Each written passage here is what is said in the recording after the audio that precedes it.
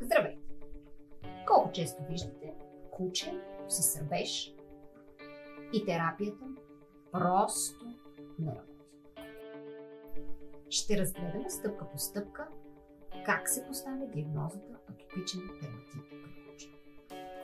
Ще говорим за патогенезата, защо кожната бариера се чупи и защо имунната система реагира така. Ще обсъдим реални клинични пациенти и изборът на молекули и рецепти. Имуносупресия, десензибилизация или моноклонални антитела. В нашия практически ориентиран workshop ще се постараем да разберете как се поставя диагноза атопичен дерматит и как да изберете по най-правилния начин молекулите, които да ви помогнат в контролирането на проблема. Ако не сте сигурни, че този workshop ще ви от полза, можете да пробвате да отговорите на въпросите тук.